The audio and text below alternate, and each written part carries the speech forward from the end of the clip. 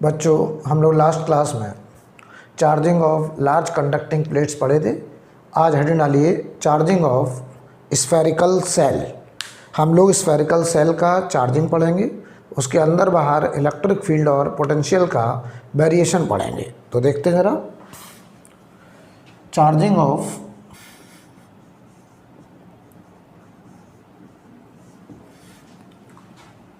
Spherical shell.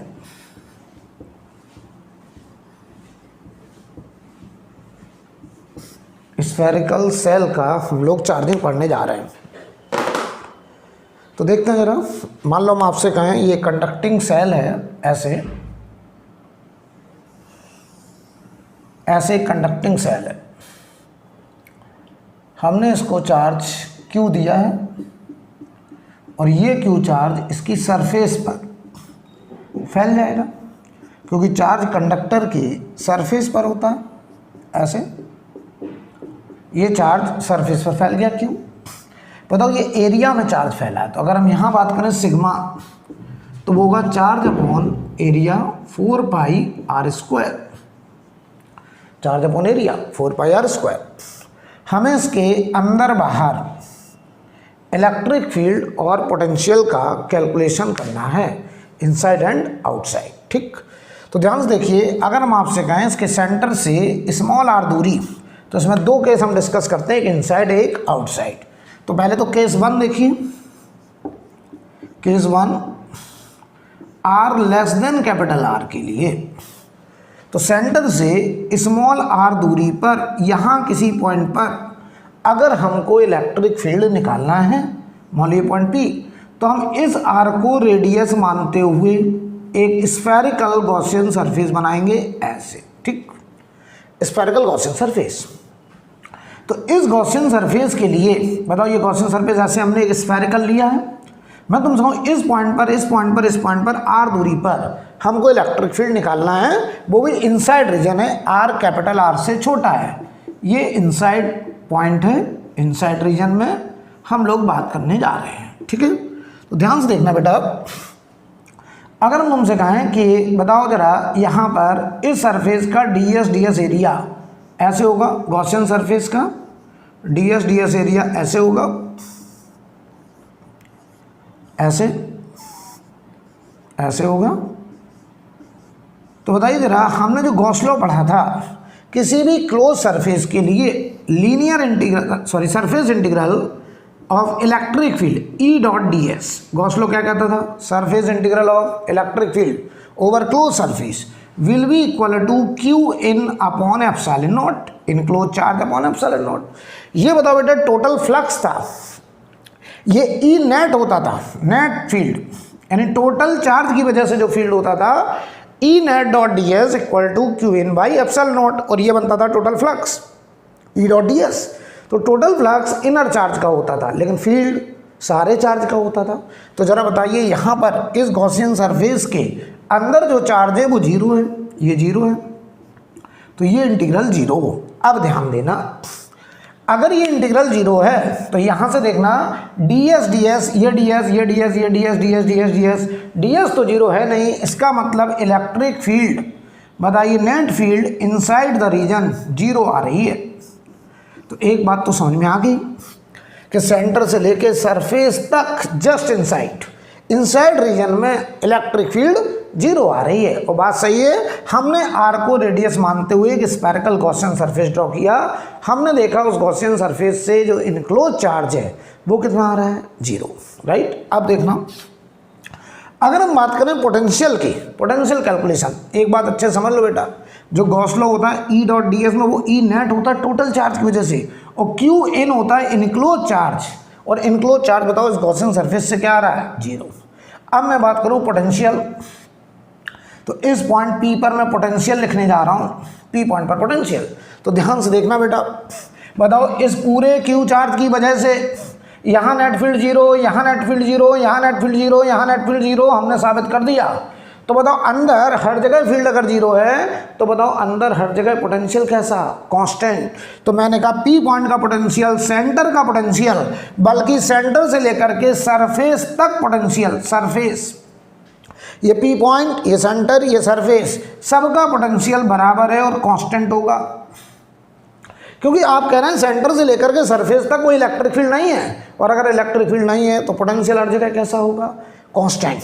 और अगर potential constant होगा तो बताओ ये वैल्यू कितनी आएगी, तो बताओ ज़रा, यहाँ का पोटेंशियल हमें लिखना है, हमें लिखना पी का है, मैं लिखूँगा सेंटर का, क्यों बताओ, सेंटर का लिखना ज़्यादा आसान है। उसकी वजह देखो, ये डी क्यू कैपिटल आर दूरी पर, ये बड़ी रेडियस आर है, सेल की रेडियस आर है, तो बताओ ज़रा ये डी क्यू कितनी दूरी पे कैपिटल आर, ये कितनी दूर कैपिटल आर, ये कितना दूर कैपिटल आर, ये कितना दूर कैपिटल आर। सुन लो, पी पॉइंट का पोटेंशियल लिखना मेरे लिए कठिन था, क्योंकि पी पॉइंट से कोई डी क्यू पास है, कोई डी क्यू दूर है, कोई डी क्यू और दूर है, तो पी पॉइंट से हर डी क्यू बताओ अलग अलग दूरी पे है। लेकिन सेंटर एक ऐसा पॉइंट है जहां से हर डी क्यू की दूरी कैपिटल आर है, लेकिन मुझे पता है जो पोटेंशियल सेंटर का वही पोटेंशियल पी का वही सरफेस का, क्योंकि सेंटर से लेकर सरफेस तक कोई इलेक्ट्रिक फील्ड नहीं है। तो बताओ जरा, सेंटर का पोटेंशियल हमें निकालना ज़्यादा आसान है, और मैं कहूँगा जो सेंटर का पोटेंशियल वही पी पॉइंट का पोटेंशियल। और बताओ सेंटर के पोटेंशियल के लिए बताओ सारा चार्ज कितनी दूरी पे है, कैपिटल आर, तो हम डायरेक्ट लिख सकते हैं 1/4πε0 Q बाई कैपिटल आर। तो देख लो बेटा, ये पोटेंशियल मैंने लिखा सेंटर का, लेकिन मैंने कह दिया जो पोटेंशियल सेंटर का वही पोटेंशियल पी पॉइंट का और वही पोटेंशियल सरफेस तक है, क्योंकि अंदर सेंटर से लेके सरफेस तक इलेक्ट्रिक फील्ड क्या है, 0, राइट। तो ये बताइए इनर रीजन के लिए बात हुई, नोट करिए।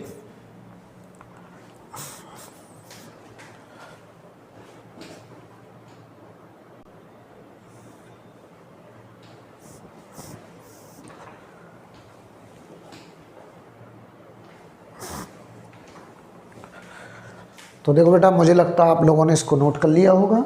अब आप देखिए आगे, अब हम इसके आउटर रीजन में बात करने जा रहे हैं कि सेल के आउटर रीजन में इलेक्ट्रिक फील्ड और पोटेंशियल। देखिए जरा,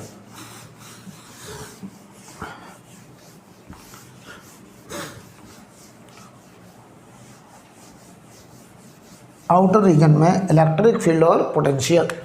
तो देखो, अगर हम बात करें R greater than R, R greater than R, outer region में,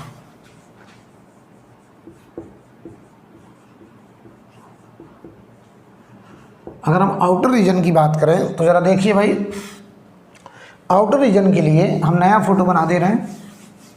आउटर रीजन में हम लोग इलेक्ट्रिक फील्ड और पोटेंशियल कैलकुलेशन करना चाहते हैं। तो ध्यान से देखना बेटा, मैं तुमसे कहूँ कि मान लो ये कोई स्फेरिकल सेल है ऐसे,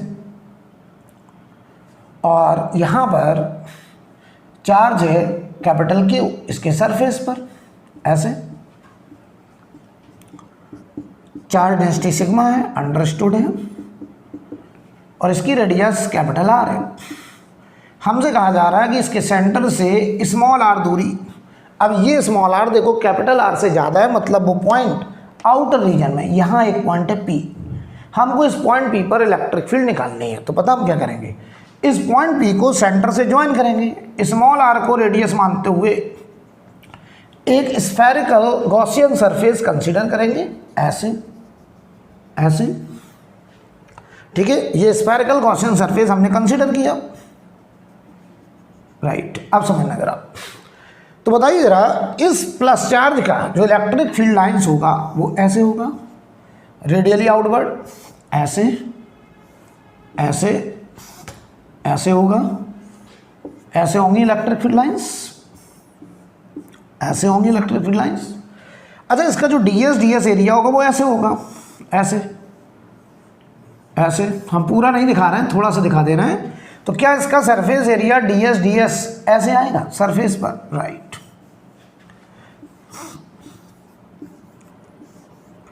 ऐसे ऐसे,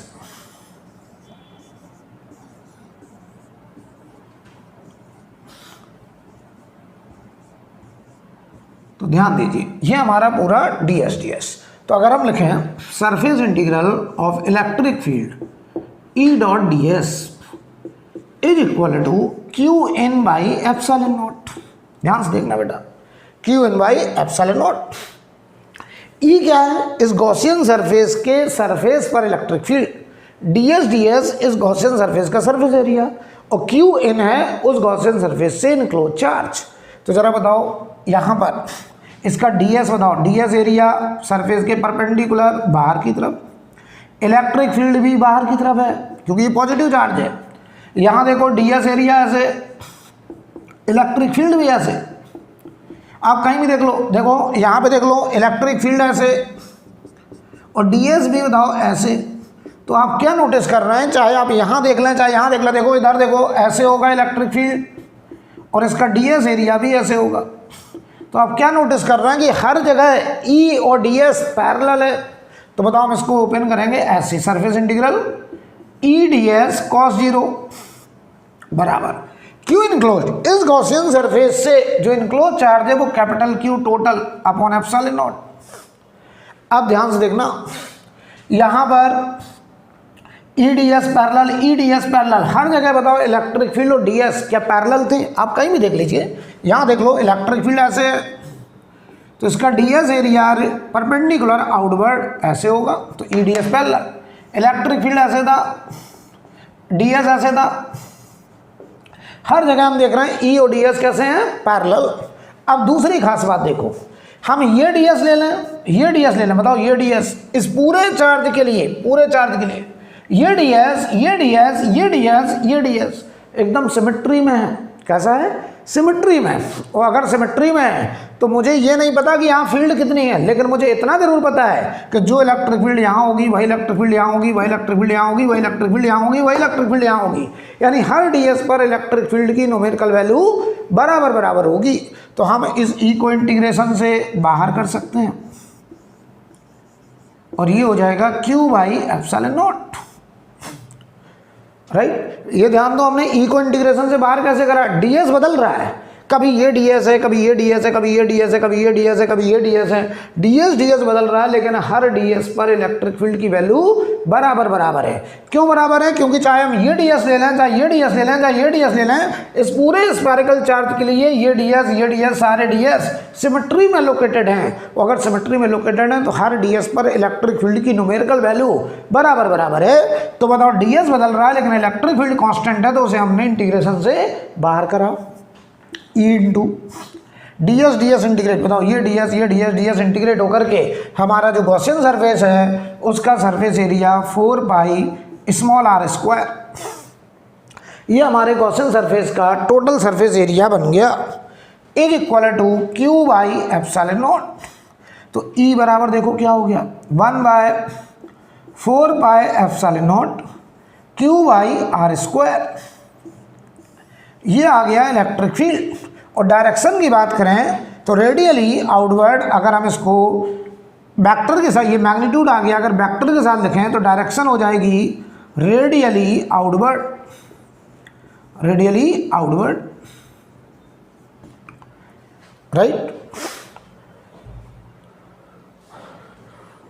राइट। अच्छा एक बात यहाँ पर नोटिस करने वाली है, आप शायद नोटिस कर रहे हैं या नहीं कर रहे हैं, मैं तो देख पा रहा हूँ। एक बात यहाँ ध्यान देने वाली है, ऐसा लग रहा है ये इलेक्ट्रिक फील्ड एक पॉइंट चार्ज की वजह से लिखी, ध्यान से देखना, ये इलेक्ट्रिक फील्ड तुमने इस पॉइंट पे निकाली P पॉइंट पर, ऐसा लग रहा है ये इलेक्ट्रिक फील्ड P पॉइंट पर एक Q चार्ज की वजह से और वो R दूरी पे है।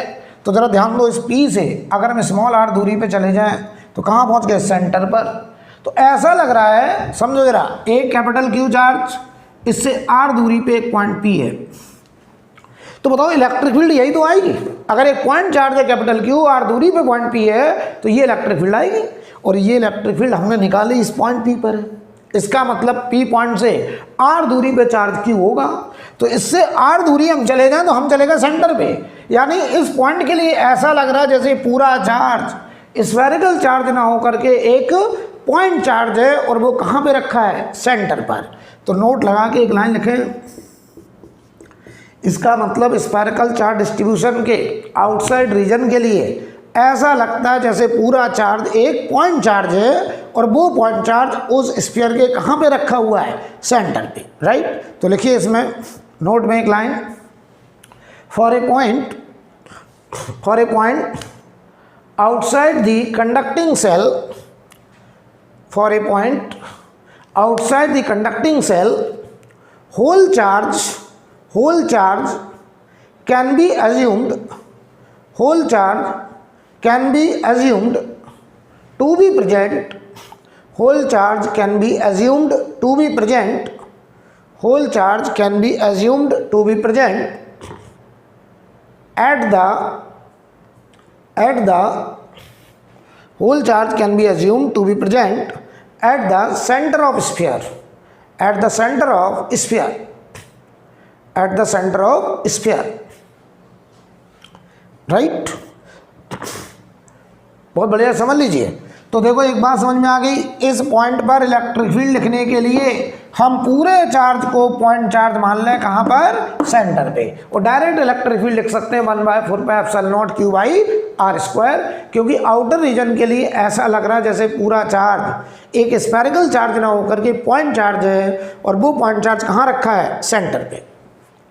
तो बताओ बेटा, हम पोटेंशियल की बात करें, आउटर रीजन की बात कर रहा हूँ, इस पी पॉइंट का पोटेंशियल, तो आउटर रीजन में पोटेंशियल बताओ। तो आउटर रीजन के लिए हम पूरे चार्ज को कहाँ मान सकते हैं, सेंटर पे। तो देखो इस पॉइंट पर पोटेंशियल लिखने के लिए हमने इस पूरे चार्ज को यहाँ मान लिया। तो बताओ इस चार्ज से कितनी दूरी, r, तो अगर चार्ज पॉजिटिव है तो पोटेंशियल भी पॉजिटिव, तो 1/4πε0 Q/r डायरेक्ट आ गया, डायरेक्ट आ गया। यानी देखो हमने यहाँ पे दो रूल बना लिए। अगर हमें सेल के चार्ज की वजह से अंदर कहीं पोटेंशियल लिखना है, तो बताओ सेल की वजह से अंदर कोई इलेक्ट्रिक फील्ड नहीं है, तो अंदर हर जगह का पोटेंशियल बराबर होगा और उतना होगा जितना सेंटर का होगा। तो हमें अंदर किसी भी पॉइंट का पोटेंशियल पूछा जाए, हम बताएंगे कहाँ का, सेंटर का।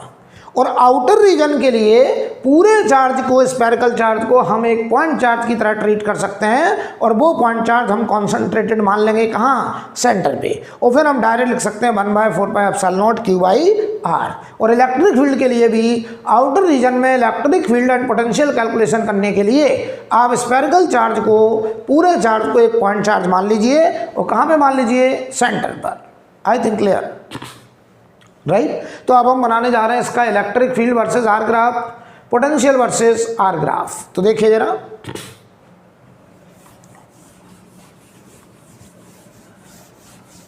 अब मैं इसके लिए ई वर्सेस आर ग्राफ और पोटेंशियल वर्सेस आर ग्राफ बनाने जा रहा हूं।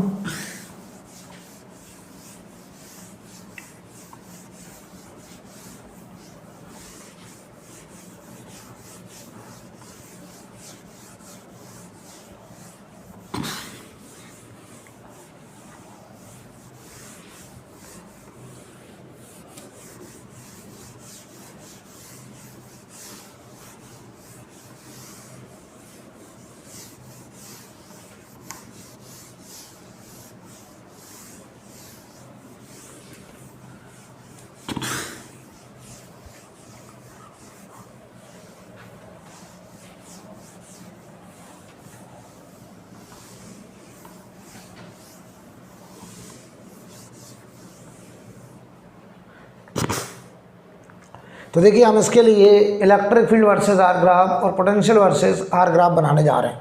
ध्यान से देखना, हमारे पास ऐसे एक सेल था, ऐसे एक सेल था, और यहां पर चार्ज इसके सरफेस पर था। अंदर इलेक्ट्रिक फील्ड 0 है, ठीक है। तो हम यहां पर इलेक्ट्रिक फील्ड वाई एक्सिस पर, एक्स एक्सिस पे रेडियल लाइन डिस्टेंस दिखा दे रहे हैं, ऐसे।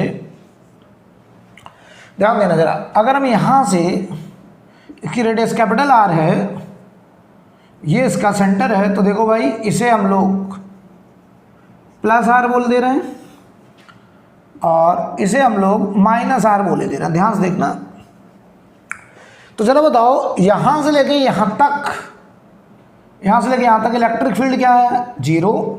तो ये ग्राफ एक्स एक्सिस के ऊपर होगा, ऐसे ऐसे होगा ये ग्राफ, इलेक्ट्रिक फील्ड 0। ये ग्राफ एक्स एक्सिस के ऊपर है, कहां से कहां तक, माइनस आर से प्लस आर तक। इसके जस्ट आउटसाइड रीजन में बताओ जरा, अगर हम जस्ट आउटसाइड रीजन में बात करें, यहां से हम यहाँ पे बात करें आर दूरी पर, यहाँ कोई पॉइंट पी, यहाँ चार्ज है पूरे में, तो अभी तो निकाला है हमने, अभी तो निकाला है। तो इस पॉइंट पी पर इलेक्ट्रिक फील्ड अभी निकाल के गए 1/4πε0 क्यू बाई आर स्क्वायर। बताओ डायरेक्शन किधर की तरफ होगी, ये पॉजिटिव चार्ज है तो ये फील्ड राइट होगी, राइट को हमने पॉजिटिव मान लिया। अच्छा अगर हम इधर आर दूरी पे चले जाएं तो यहाँ टेस्ट चार्ज रखें तो इलेक्ट्रिक फील्ड इधर की तरफ आएगी, तो इसे हम लोग नेगेटिव बोलेंगे। तो बताओ यहाँ पे जो फील्ड आएगी वो अचानक से डिसकंटिन्यूअस ग्राफ होगा और ये फील्ड जंप करेगी और जस्ट आउटसाइड फील्ड 1/4πε0 को के बोल देना है Q by R square, surface के जस्ट बाहर ये फील्ड होगी, जस्ट बाहर होगी, सरफेस पे नहीं, ये जस्ट अंदर 0 जस्ट बाहर इतना, और इसके बाद ये प्रोपोर्शनल टू 1/r² वेरी करेगी। इधर आ जाओ बेटा, इधर देखो यहाँ फील्ड लेफ्ट होगी, लेफ्ट का मतलब माइनस, तो ये ग्राफ नीचे जाएगा और यहाँ फील्ड होगी -k/q/r² से, और ये प्रोपोर्शनल टू 1/r² वेरी करेगी, और ये प्रोपोर्शनल टू 1/r²।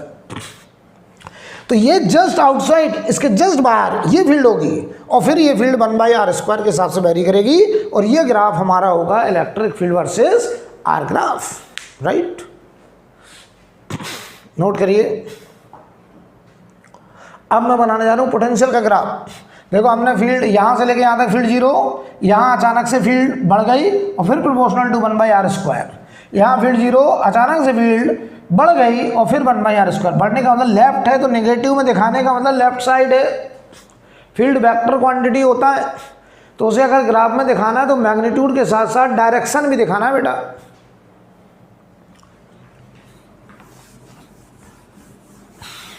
अब देखिए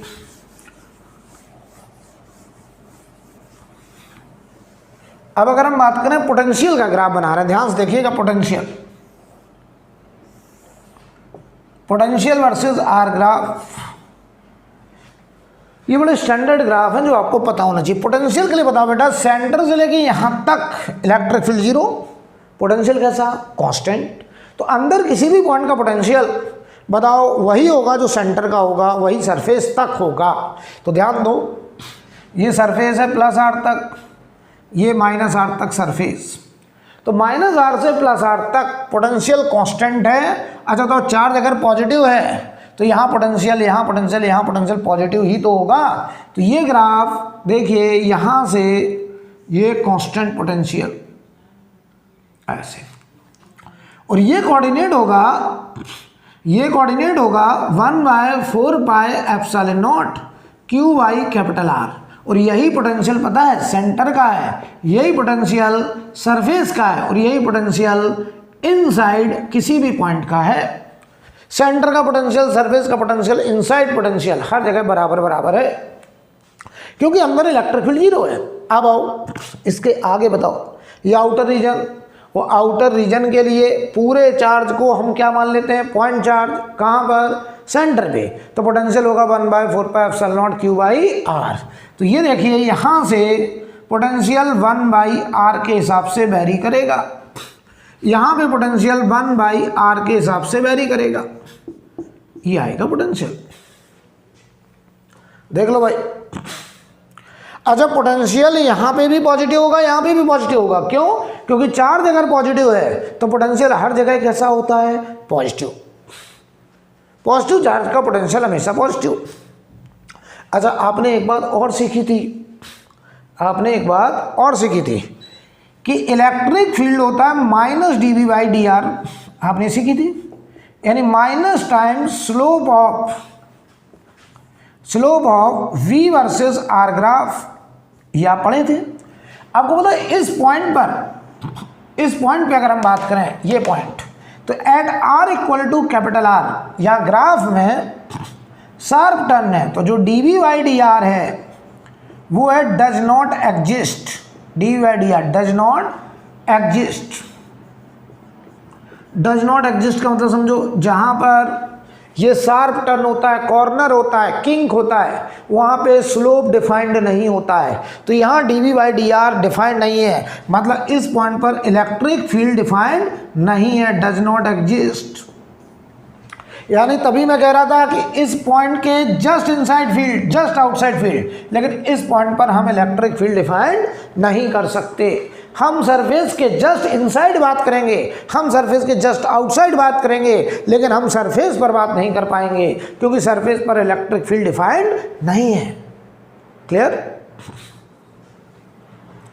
जैसे हम आपको बता दें, ऐसा कोई ग्राफ हो ऐसा, तो यहाँ स्लोप 0 होता है। मान लो ये v वर्सेस r ग्राफ है, तो आप यहाँ कहोगे dv बाई डी आर मतलब 0, तो इलेक्ट्रिक फील्ड भी 0 इस पॉइंट पर।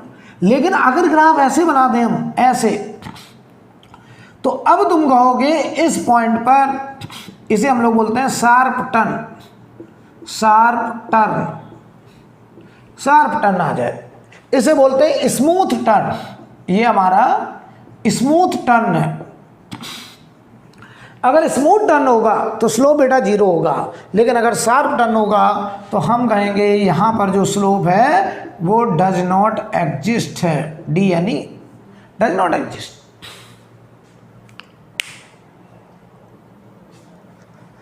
राइट, नोट कर लीजिए।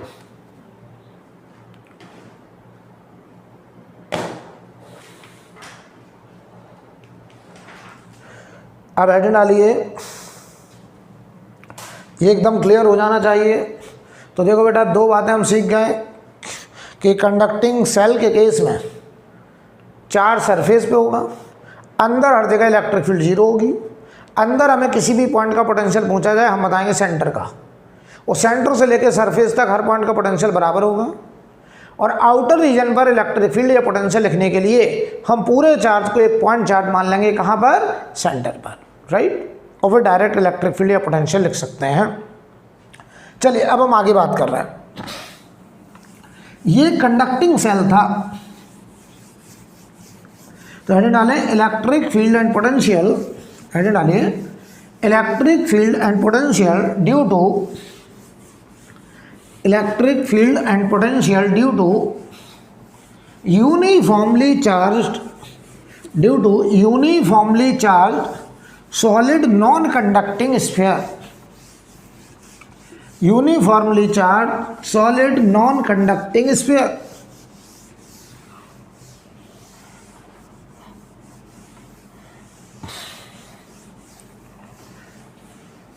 electric field and potential due to, electric field and potential due to uniformly charged solid non-conducting sphere, uniformly charge solid non conducting sphere. तो ध्यान दीजिए, अब हमारे पास एक सॉलिड नॉन कंडक्टर है, सॉलिड नॉन कंडक्टर। सॉलिड का मतलब है अंदर मटेरियल है, और यूनिफॉर्मली चार्ज बोल रहा हूँ, इसका मतलब मटेरियल के अंदर भी चार्ज है। मतलब स्टोरी कुछ ऐसी, ये एक नॉन कंडक्टिंग स्फीयर, इसके अंदर यहाँ पूरे में हमने चार्ज को यूनिफॉर्मली इंजेक्ट कर रखा है, यानी चार्ज का डिस्ट्रीब्यूशन यूनिफॉर्म है ऐसे। ये हमारा यूनिफॉर्म चार्ज का डिस्ट्रीब्यूशन ऐसे ऐसे। तो यहाँ पे जो डेंसिटी होगी, बताओ वो डेंसिटी होगी रो, वॉल्यूम चार्ज डेंसिटी। कौन सी? वॉल्यूम। ये वॉल्यूम के अंदर चार्ज फैला है। अगर हम कहें ये इसका सेंटर है और इसकी रेडियस r कहते हैं, तो आपको पता है यहाँ पे जो वॉल्यूम चार्ज डेंसिटी होगी वो Q upon total volume 4/3 pi r cube हो जाएगा। इसे हम लोग बोलते हैं वॉल्यूम चार्ज डेंसिटी। ये हमारा जो रो है, ये बेटा वॉल्यूम चार्ज डेंसिटी है, वॉल्यूम चार्ज डेंसिटी, यानी charge on unit volume, volume charge density. चलिए हम इसके इनसाइड और आउटसाइड रीजन में इलेक्ट्रिक फील्ड और पोटेंशियल का कैलकुलेशन करना चाहते हैं। ठीक है, तो ध्यान से देखना। तो सबसे पहला केस वन करने जा रहा है, r less than equal to capital R, r less than equal to capital R। Right, तो देखिए जरा, अगर हम r less than equal to capital R की बात करें तो यहीं दिखा दें, देखिएगा जरा। हमारे पास ऐसे एक सॉलिड नॉन कंडक्टर था जिसमें पूरे में यूनिफॉर्म वॉल्यूम के अंदर चार्ज का डिस्ट्रीब्यूशन था ऐसे, और चार्ज डेंसिटी बेटा रो हो चुकी है, जो कि वॉल्यूम चार्ज डेंसिटी है। ठीक, ये रो चार्ज डेंसिटी, ये सेंटर है। हम कह रहे हैं आर लेस देन आर के लिए, तो हमने बताओ स्मॉल आर दूरी पर एक पॉइंट पी लिया, हमें इस पॉइंट पी पर इलेक्ट्रिक फील्ड का कैलकुलेशन करना है। पहले हम किसका कैलकुलेशन करने जा रहे हैं? इलेक्ट्रिक फील्ड का कैलकुलेशन, राइट। तो आप कहेंगे सर बहुत आसान है। इस आर को रेडियस मानते हुए आप एक स्फेरिकल गॉसियन सरफेस ड्रॉ करिए, ऐसे ऐसे। हमने आर को रेडियस मानते हुए एक स्फेरिकल गॉसियन सरफेस लिया, ध्यान देना जरा। अगर हम आर को इस गॉसियन सरफेस का बताओ, ds एरिया ऐसे है, ऐसे है, ऐसे है, ऐसे ds एरिया, ध्यान से देखिएगा, ऐसे होगा ds एरिया, इसका सरफेस एरिया। अच्छा, इलेक्ट्रिक फील्ड लाइंस ऐसे होंगी, रेडियली आउटवर्ड, ऐसे ऐसे ऐसे ऐसे ऐसे होंगी इलेक्ट्रिक फील्ड लाइंस। ठीक, समझना, मैं तुमसे कहूँ इसका ds एरिया देखो इधर होगा, ऐसे रेडियली आउटवर्ड, क्योंकि सरफेस एरिया सरफेस के परपेंडिकुलर बाहर की तरफ, तो इसका भी ds एरिया ऐसे होगा, इसका भी ds एरिया ऐसे होगा, इसका भी ds एरिया ऐसे होगा, इसका भी ds एरिया ऐसे होगा, इसका भी ds एरिया ऐसे होगा बाहर की तरफ, इसका भी ds एरिया ऐसे होगा बाहर की तरफ। ये इलेक्ट्रिक फील्ड। तो यहाँ बताओ E और ds हमेशा पैरेलल होंगे, होंगे। तो बताओ मैं क्या लिखने चला इस सरफेस के लिए, ये जो गॉसियन सरफेस है इसके लिए लिखने चला surface integral of electric field E dot ds। तो आप कहेंगे Q in by epsilon naught, और जो E है वो नेट फील्ड है बेटा। नेट का मतलब समझ रहे हैं? पूरा चार्ज जो इस गॉसियन सरफेस के अंदर या बाहर चार्ज है, पूरे चार्ज की वजह से हम इस गॉसियन सरफेस पर इलेक्ट्रिक फील्ड निकालने आए हैं, पूरे चार्ज की वजह से। बताओ चाहे चार्ज अंदर हो चाहे बाहर हो, पूरे चार्ज की वजह से इसकी सरफेस पर जो इलेक्ट्रिक फील्ड होगा वो E नेट डॉट ds। अब ध्यान देना, बताओ बेटा यहाँ E नेट ऐसे, ये इलेक्ट्रिक फील्ड, ds ऐसे, बताओ ये इलेक्ट्रिक फील्ड, ds ऐसे, यहाँ इलेक्ट्रिक फील्ड, ds ऐसे। बताओ E और ds हर जगह बताइए कैसे पाएगा? ये पैरेलल। हर जगह मैं देख रहा हूँ इलेक्ट्रिक फील्ड और ds पैरेलल है। तो बताओ इसे जब मैं ओपन करूँगा तो E नेट ds cos 0, और ये क्यू एन, तो बताओ क्यू एन है इस गॉसियन सरफेस के अंदर का चार्ज, तो वो होगा rho into 4/3 pi small r cube upon epsilon naught. Rho हमारा volume charge density, unit volume का चार्ज, 4/3 पाई r क्यूब, उस बताइए स्मॉल r रेडियस का जो स्फेरिकल गॉसियन सरफेस हमने कंसीडर किया है उसका वॉल्यूम अपॉन एप्सिलॉन नॉट। तो बताओ अब देखो ये ds लें हम, चाहे ये ds लें चाहे ये ds लें, ध्यान से देखना बेटा, ये ds ये ds ये ds ये ds ये ds। बताओ पूरे चार्ज के लिए हर ds एकदम सिमेट्री में अरेंज्ड है। अगर बताओ पूरे चार्ज के लिए हर ds एकदम सिमेट्रिकल अरेंज्ड है, तो क्या बताओ हर ds पर इलेक्ट्रिक फील्ड की वैल्यू अलग अलग होगी कि बराबर बराबर होगी? तो आप कहेंगे सर बराबर बराबर होगी। देखो ये ds हो जाए चाहे ये ds हो जाए, पूरे चार्ज के लिए ये ds ये ds ये ds ये ds एकदम सिमेट्रिकल है। तो मुझे ये नहीं पता कि हर ds पर इलेक्ट्रिक फील्ड कितना है, लेकिन मुझे ये जरूर पता है कि सिमेट्री होने की वजह से हर ds पर इलेक्ट्रिक फील्ड बराबर बराबर है। तो ds बदलता रहे, ये इलेक्ट्रिक फील्ड बदलने वाला नहीं है। इसको हमने इंटीग्रेशन से बाहर करा, इसे कांस्टेंट मान लिया, इंटीग्रल केवल ds का बचा। और ये देखो rho constant 4/3 pi r cube upon epsilon naught. बताओ बेटा ये ds ds ds ds integrate होकर के क्या गॉसियन सरफेस का सरफेस एरिया बन जाएगा? यस। तो E into 4 pi r square, और ये नेट फील्ड है due to all charge equal to rho into 4/3 pi r cube upon epsilon naught. तो 4 पाई गया, r स्क्वायर से r स्क्वायर गया, इलेक्ट्रिक फील्ड आ गया रो r अपॉन 3 एप्सिलॉन नॉट, ये आ गया इलेक्ट्रिक फील्ड। तो हम क्या देख रहे हैं कि electric field proportional to r आ रहा है, लीनियरली वेरी कर रहा है इनसाइड रीजन में। इनसाइड रीजन में इलेक्ट्रिक फील्ड लीनियरली वेरी कर रहा है proportional to r। Inside region में इलेक्ट्रिक फील्ड लीनियरली वेरी कर रहा है। एक बात और नोटिस करूं, अगर हम वेक्टर के साथ लिखें, वेक्टर के साथ, तो बताओ ये इलेक्ट्रिक फील्ड रेडियल डायरेक्शन में है, तो हम ऐसे लिख सकते हैं ई वेक्टर बराबर rho R vector upon 3 epsilon naught, यानी इलेक्ट्रिक फील्ड की डायरेक्शन आर वेक्टर के अलॉन्ग है, राइट। या फिर ऐसे बोल दो कि ई बराबर, या तो आप ऐसे लिख दो E vector rho R vector upon 3 epsilon naught आया, या फिर बोल दो कि सर इसको ऐसे लिख दें, मैग्नीट्यूड है रो आर अपॉन 3 एप्सिलॉन नॉट और डायरेक्शन है radially outward, radially outward, radially outward. ठीक है, आप देखिए ध्यान से, तो बताओ या तो ऐसे बोल दो कि ई की डायरेक्शन आर वेक्टर के लो। अच्छा, तो अगर ये नेगेटिव चार्ज होता पूरा तो यहाँ इलेक्ट्रिक फील्ड रेडियली इनवर्ट होता। कैसा होता? Radially invert. खैर, तो ये बताओ हमारे रेडियली आउटवर्ड डायरेक्शन ये फील्ड, अगर हम आर को 0 ले लें तो बताओ ये पॉइंट है सेंटर, तो बताओ सेंटर पे जो इलेक्ट्रिक फील्ड आएगा बताओ वो 0 आएगा। आर को 0 ले लीजिए।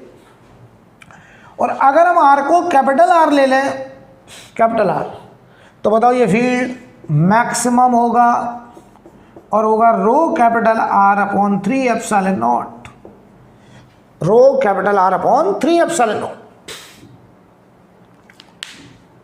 क्लियर है? तो बताइए जरा, अगर हम यहीं पर ग्राफ भी बनाते चलें, ग्राफ भी बनाते चलें, आप नोट कर लीजिए,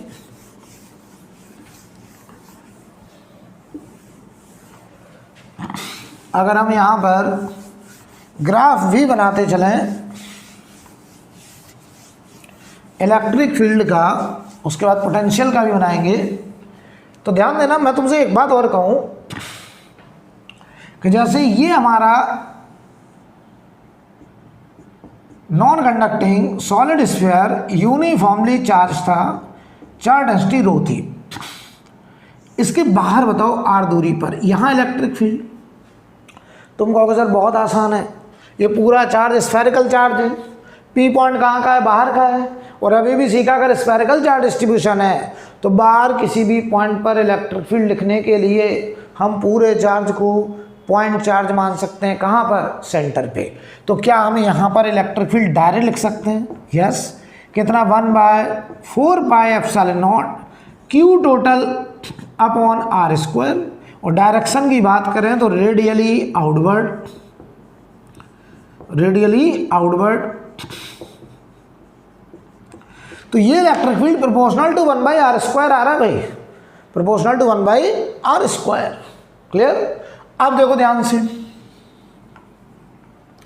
इसको आप चाहें तो रो के टर्म्स में भी लिख सकते हैं, क्यू टोटल को रो इंटू 4/3 पाई आर क्यूब। देखो मैंने कैसे लिख दिया, ये पॉइंट कहाँ का है?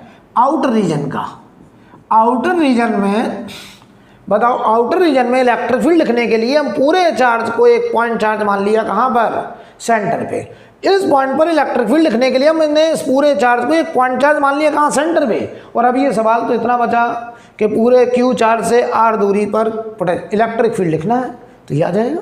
अच्छा, पोटेंशियल बताओ, इस पॉइंट पी पर पोटेंशियल आउटर रीजन में, आउटर रीजन में पोटेंशियल, तो बताओ क्या हम इस पॉइंट पर पोटेंशियल लिखने के लिए पूरे चार्ज को एक पॉइंट चार्ज सेंटर में मान लें और डायरेक्ट लिख दें 1/4 pi epsilon naught Q total by R. अगर चार्ज पॉजिटिव तो पोटेंशियल भी पॉजिटिव। क्लियर? आप देखो, यानी आउटर रीजन में पोटेंशियल भी आ गया, आउटर रीजन में इलेक्ट्रिक फील्ड भी आ गई, इनर रीजन में इलेक्ट्रिक फील्ड आ गई, लेकिन इनर रीजन में अभी पोटेंशियल नहीं आया। तो ध्यान दीजिए, मैं पहले ग्राफ बनाने जा रहा हूं, electric field versus R graph. ध्यान से देखिएगा, ई वर्सेस आर ग्राफ, ध्यान से देखना। तो बताओ, जैसे मैं तुमसे ऐसे कहूं कि सेंटर फील्ड 0 था, ये मान लो प्लस आर, ये मान लो माइनस आर, ठीक। तो बताओ, इसके इधर field radially outward right field होगी, इधर फील्ड लेफ्ट होगी। तो बताओ, यहाँ फील्ड रेडियली आउटवर्ड, इधर रेडियली आउटवर्ड। तो बताओ, फील्ड सेंटर पे 0, यहाँ फील्ड प्लस लीनियरली बढ़ रहा है ऐसे, लीनियरली बढ़ेगा, देखना ऐसे, और ये कोऑर्डिनेट हुआ rho capital R upon 3 epsilon naught, और इधर भी लीनियरली बढ़ेगा लेकिन नेगेटिव में क्यों, लेफ्ट साइड, और ये फील्ड हुआ minus rho R upon 3 epsilon not. अगर हम ये एंगल थीटा कहते हैं तो टेन थीटा इस लाइन का जो स्लोप होगा वो रो अपॉन 3 एप्सिलॉन नॉट होगा। इसके बाहर देखो, इसके आगे ये फील्ड प्रोपोर्शनल टू 1/r² आएगा, और ये फील्ड इधर देखिए प्रोपोर्शनल टू 1/r² आएगा। यहां देखो ये ग्राफ प्लस में क्यों जा रहा है, क्योंकि फील्ड राइट है, यहाँ फील्ड लेफ्ट है। देखो मैं दिखा दे रहा हूँ, इधर फील्ड राइट है तो पॉजिटिव है, और इधर फील्ड लेफ्ट है तो नेगेटिव है। ये इलेक्ट्रिक फील्ड का ग्राफ है। अगर वो केवल इतना दिखाएं तो वो राइट इधर बात कर रहे हैं, केवल पूरे में पूछें तो इधर वाला भी आएगा। और ये ग्राफ -r से +r तक proportional to r, linear, right. कोई प्रॉब्लम? तो देखो इतनी बात समझ में आ जानी चाहिए। r < r तक इलेक्ट्रिक फील्ड आया था रो R अपॉन 3 एप्सिलॉन नॉट, और r > कैपिटल R के लिए इलेक्ट्रिक फील्ड आया था 1/4 pi epsilon not small r²। यानी बताओ आउटर रीजन में फील्ड प्रोपोर्शनल टू 1/r² है।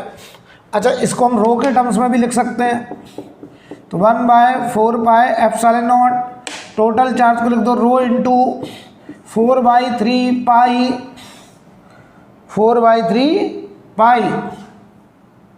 r³ upon r²।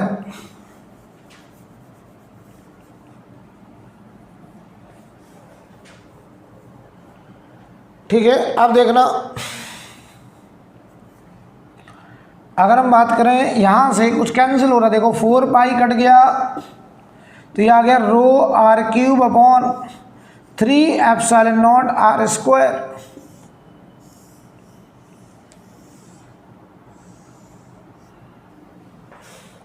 Rho r³ upon 3 epsilon naught r²।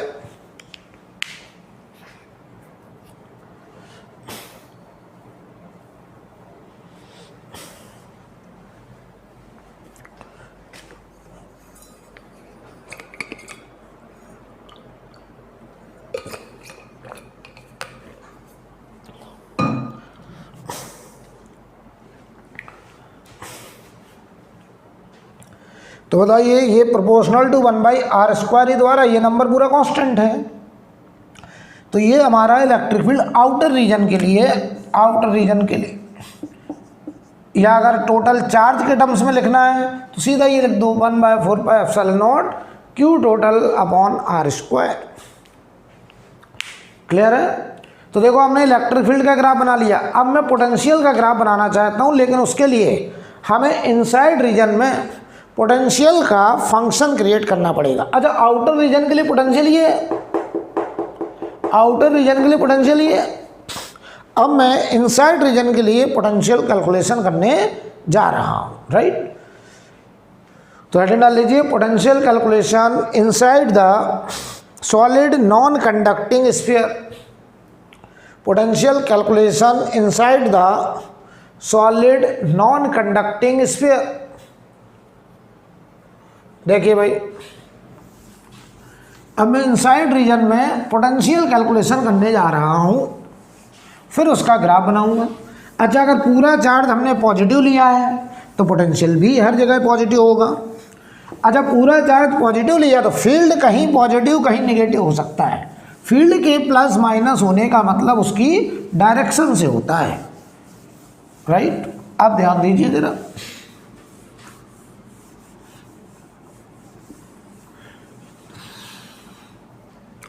अगर हम बताओ ऐसे, हम इनसाइड रीजन की बात कर रहे हैं, पोटेंशियल कैलकुलेशन करने जा रहे हैं। ये देखो इसकी रेडियस r है, ठीक। अच्छा, तो आउटसाइड रीजन में अगर हम यहाँ पे पोटेंशियल लिखें, यहाँ पे, और सेंटर से ये दूरी स्मॉल आर है, तो पी पॉइंट का पोटेंशियल आपने कहा 1/4πε0 Q टोटल बाई आर लिख दीजिए। ये कहाँ की बात है? आउटर रीजन की। और आउटर रीजन में पोटेंशियल लिखना बेहद आसान है, क्योंकि पूरे चार्ज को हमने पॉइंट चार्ज ट्रीट कर लिया। क्योंकि अगर हम यहाँ से गॉसियन सरफेस पास करें तो पूरा इनक्लोज चार्ज Q टोटल आएगा, और पूरे चार्ज को हम बताओ यहाँ पे पोटेंशियल लिखने के लिए एक पॉइंट चार्ज सेंटर पे मान सकते हैं। अब हमको लिखना है यहाँ पे, तो ध्यान देना, अगर हमें यहाँ पे लिखना है इनसाइड रीजन में, तो r < के लिए, तो ध्यान दो जरा, यहाँ पे लिखना थोड़ा सा दिक्कत आ रहा है। बताओ दिक्कत क्यों आ रहा है? क्योंकि अगर हम यहाँ से गॉसियन सरफेस पास करते, ध्यान से देखिएगा, तो इतने चार्ज का पोटेंशियल तो यहाँ बहुत आसानी से लिखा जा सकता है। क्यों? इतने पूरे चार्ज को हम पॉइंट चार्ज मान लेंगे सेंटर पे, लेकिन ये चार्ज, ये चार्ज, ये चार्ज, ये चार्ज, इसकी वजह से यहाँ पोटेंशियल लिखना हमारे लिए बहुत कठिन हो रहा है इस पी पॉइंट पर। तो आपने पता क्या कहा कि सर अब दूसरा रास्ता अपनाते हैं, जरा देखिए ध्यान से। कई तरीके मैं आपको दोनों तरीके बताऊंगा। सबसे पहले आपने कहा सर इंटीग्रेशन वाला मेथड अपना लीजिए। इंटीग्रेशन वाले मेथड में आप बताओ dv बराबर -e/dr, ऐसे लिख दीजिए। तो बताओ dv बराबर बताओ e/dr, तो यहाँ बताओ जरा, यहाँ पे इलेक्ट्रिक फील्ड ρr/3ε0, तो ρr/3ε0, जहाँ का इलेक्ट्रिक फील्ड रखोगे वहीं पोटेंशियल का फंक्शन आएगा। ये आ गया। इसको कर लो बेटा इंटीग्रेट, तो इंटीग्रल ऑफ dv, तो -ρ/3ε0 बार इंटीग्रल r/dr। लिमिट देखना, लिमिट। अब लिमिट बताओ, अगर r बराबर 0 लगा दें, ध्यान से देखना, तो ये पोटेंशियल सेंटर का होगा, और r बराबर अगर r लगा दें तो ये पोटेंशियल इस पी पॉइंट का होगा इनसाइड रीजन। लिमिट में कोई गड़बड़ी नहीं है, लेकिन हमसे सॉल्व नहीं होगा। क्यों? क्योंकि r बराबर 0 जो सेंटर है वहाँ का पोटेंशियल हमें पता कहाँ है, हमें वहाँ का भी पोटेंशियल नहीं पता बेटा। तो आपने कहा सर एक काम करो, फिर देखो ये सही है, बिल्कुल सही, लेकिन हम सॉल्व नहीं कर पा रहे हैं, क्योंकि हमें अगर ये निकालना तो ये वाली लिमिट हमें पता होनी चाहिए। तो आपने कहा सर एक काम करो, इनसाइड रीजन में यहाँ से यहाँ तक मान सकते हैं हम। इस पॉइंट का पोटेंशियल बताओ, ये कौन सी पॉइंट है? सरफेस। क्या बताओ सरफेस का पोटेंशियल बता सकते हो अकॉर्डिंग टू दिस? क्योंकि आउटर रीजन में r > कैपिटल R, तो यहाँ स्मॉल r की जगह अगर हम कैपिटल R रख दें, तो बताओ सरफेस का पोटेंशियल है 1/4πε0 Q total by capital R। तो हम लिमिट अपनी देखो बदलने जा रहे हैं। ये लिमिट सही थी, लेकिन हमें ये वैल्यू पता ना होने की वजह से हम सॉल्व नहीं कर पा रहे। अब हमने यहाँ लिखा कैपिटल R, तो ये हो गया v सरफेस, और ये वाली लिमिट अब हमको नोन है, पता है, तो ये पोटेंशियल अब हम निकाल सकते हैं, राइट। तो ध्यान से देखना बेटा, तो dv का इंटीग्रेशन v, लिमिट हुआ v सरफेस से v -ρ/3ε0, इसका इंटीग्रेशन हुआ r²/2, लिमिट कैपिटल R से स्मॉल r। तो ये देखो v - v सरफेस बराबर, और ये हुआ -ρ/6ε0, और ये हुआ small r² minus capital R², right. अब देखिए भाई, इस वैल्यूज को मैं रखने जा रहा हूँ, यहाँ देखना, ठीक है। हम इनसाइड रीजन में पोटेंशियल कैलकुलेशन करने जा रहे हैं, देखिए ध्यान से। तो ये देखो रिजल्ट, v सरफेस था 1/4πε0 Q total by capital R बराबर, ये बताओ rho capital R² upon 6ε0 minus ρ/6ε0 small r²। अब देखो यहाँ पर जो हमने सरफेस का पोटेंशियल लिखा है वो बताओ बेटा 1/4πε0 Q total by R। Q total को आप रो के टर्म्स में भी लिख सकते हैं, rho into 4/3πr³ upon capital R। तो ये तो बताओ 4π से 4π कट जाएगा, तो ये हो जाएगा ρr² अपॉन 3ε0, ये सरफेस का पोटेंशियल। ये वैल्यू मैं यहाँ लिखने जा रहा हूँ। तो V minus rho R square upon 3 epsilon naught बराबर rho R square upon 6 epsilon naught minus rho small R square upon 6 epsilon naught. तो V बराबर, इसको बेटा इधर ले जाओ, इसको इधर ले जाओ जरा, तो rho capital R square upon 6 epsilon naught, rho capital R square upon 3 epsilon naught minus rho small R square upon 6 epsilon naught. ध्यान से देखिएगा, B बराबर, ये एलसीएम बताओ 6 एप्सिलॉन नॉट, 1 + 2 तो ये बचेगा 2, यानी 3 rho capital R square minus rho small R square upon 6 epsilon naught. तो V बराबर rho capital R square by 2 epsilon naught minus rho small R square upon 6 epsilon naught. ये आ गया इनसाइड रीजन में पोटेंशियल का function. गौर से देखिए, गौर से देखिए, इसको जरा गौर से देखो। अगर हम R को 0 रख दें, R को, तो ये पोटेंशियल सेंटर का आपका रहा rho capital R square upon 2 epsilon naught. तो ये सेंटर का, ये सरफेस का, दोनों को डिवाइड कर दो, सेंटर अपॉन सरफेस बराबर, बताओ बेटा, ये आ गया 3/2, डिवाइड कर दिया मैंने दोनों को, VC अपॉन VS। तो यहाँ से V सेंटर बराबर 3/2 टाइम्स ऑफ V सरफेस। बहुत ही स्टैंडर्ड रिजल्ट, जो कि अच्छे स्टूडेंट को हमेशा याद होता है कि नॉन कंडक्टिंग सॉलिड स्फीयर के अंदर सेंटर का पोटेंशियल सरफेस वाले पोटेंशियल का 3/2 टाइम्स होता है। सेंटर का पोटेंशियल सरफेस वाले पोटेंशियल का कितने टाइम्स होता है? 3/2 टाइम्स। वो बताओ, ये वाला पोटेंशियल हमें अगर ये रिजल्ट पता है तो हम इसका पता बेनिफिट कैसे लेते हैं। ये वाला पोटेंशियल हम डायरेक्ट लिख लेते हैं। कहाँ का पोटेंशियल? सरफेस का, rho R square by 3 epsilon naught. तो सेंटर का पोटेंशियल अगर हमें पूछा जाए तो हम डायरेक्ट 3/2 टाइम्स करते हैं। लेकिन ये ध्यान रखिए, किसकी बात हो रही है? सॉलिड नॉन कंडक्टिंग स्फीयर, जैसे हमने यूनिफॉर्मली चार्ज कर रखा है। इसे नोट करिए। और अब मैं बनाने जा रहा हूं इसका ग्राफ। ये बताओ, जनरल रिजल्ट आ गया, ये जनरल रिजल्ट आ गया। अब मैं ग्राफ बनाने जा रहा हूं, पोटेंशियल वर्सेस आर ग्राफ।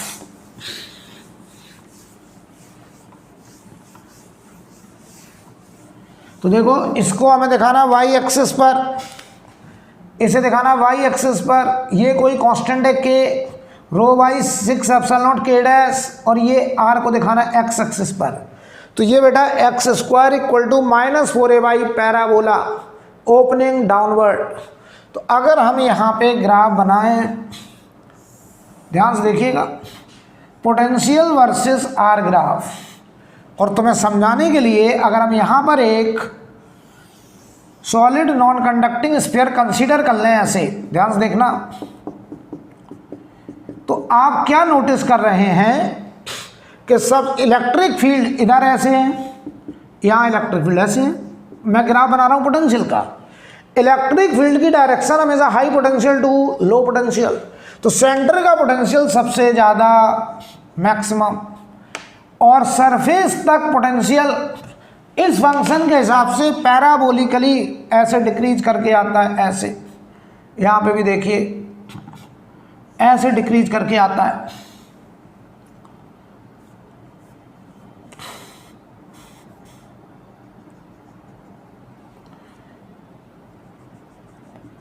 ऐसे ऐसे डिक्रीज करके आएगा पैराबोला। और ये सेंटर का potential 3/2 times of surface potential है। और ये ग्राफ पैराबोलिक, पैराबोलिक, ये जो फंक्शन है पैराबोला ओपन एंड डाउन। इसके बाद याद करो, यहाँ से आउटर रीजन में, आउटर रीजन के लिए पोटेंशियल का फंक्शन, आउटर रीजन के लिए बताओ, हमने अभी अभी लिखा था प्रोपोर्शनल टू 1/r। तो ये ग्राफ फिर प्रोपोर्शनल टू 1/r ऐसे वैरी करेगा। और पूरा ग्राफ बताओ पॉजिटिव में होगा, क्योंकि चार्ज अगर पॉजिटिव है तो पोटेंशियल हर जगह कैसा? पॉजिटिव। अच्छा देखो, यहाँ स्लोप कितना है? 0। अगर यहाँ स्लोप 0, dv/dr 0, तो यहाँ इलेक्ट्रिक फील्ड भी क्या होनी चाहिए? 0। और बात सही है, इसके सेंटर पर इलेक्ट्रिक फील्ड क्या होती है? 0।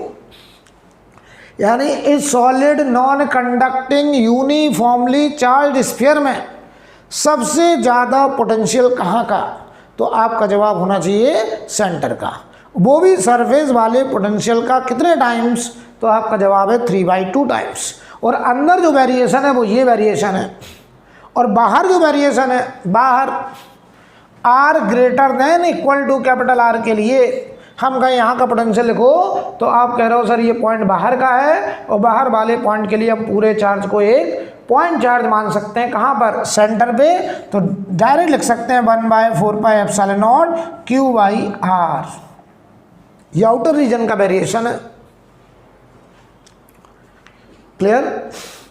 अब हम यहीं पर ये वाला फंक्शन आपको एक तरीके से और बना के दिखा रहे हैं, एक तरीके से और बना के दिखा रहे हैं कि अभी हमने पूरा इंटीग्रेट करके लिमिट लगा करके ये फंक्शन तैयार किया। मान लो आप एग्ज़ाम में जल्दी में करना चाहते हैं तो आपके पास एक तरीका और है, आप इनसाइड रीजन में पोटेंशियल कैलकुलेशन डायरेक्ट कर सकते हैं, राइट? तो ध्यान दीजिए ज़रा, ध्यान दीजिए। अच्छा, सरफेस का पोटेंशियल तो हम डायरेक्ट लिख सकते हैं। कैसे लिखा हमने? यहाँ से लिखा, Q की वैल्यू रख दी, ये आ गया। अब देखना, मैं सेम रिजल्ट दूसरे तरीके से ड्राइव करने जा रहा हूं।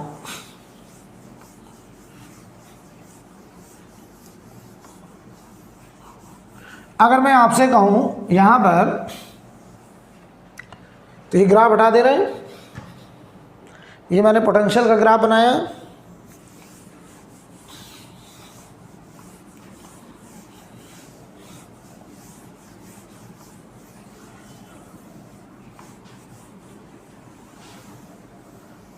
अब अगर हम बात करें यहाँ पर कि मान लीजिए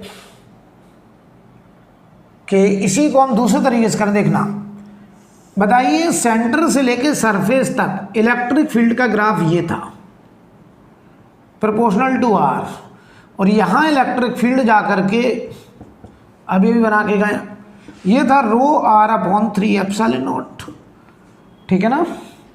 और मैं तुमसे कहूँ मुझे इस स्मॉल r पर पोटेंशियल लिखना है, जहाँ पर इलेक्ट्रिक फील्ड कितना होगा? ρ/3ε0, और इलेक्ट्रिक फील्ड ऐसे था, ऐसे थी इलेक्ट्रिक फील्ड की डायरेक्शन राइट साइड।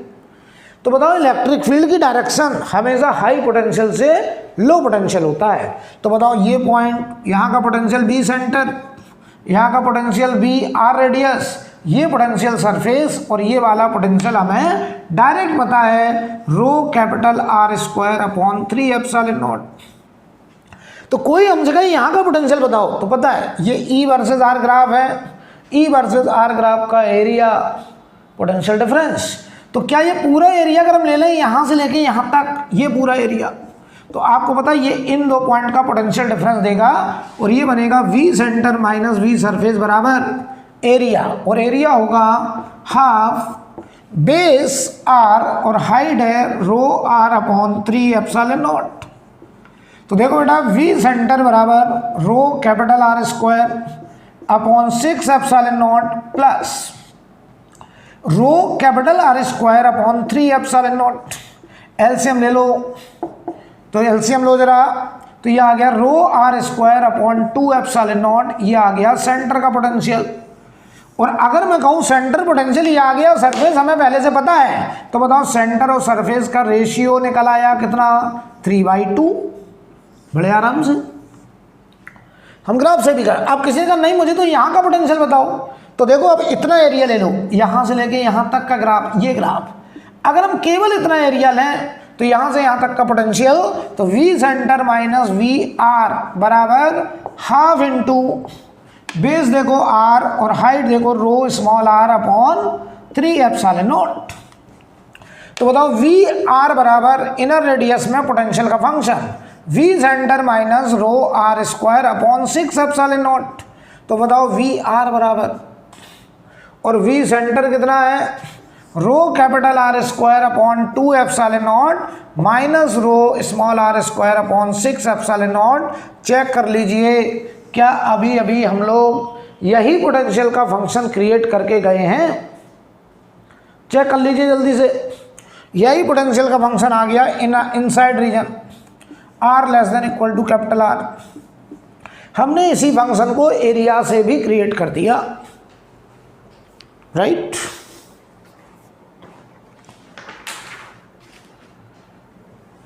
कोई प्रॉब्लम? तो आज के लिए इतना ही काफ़ी है।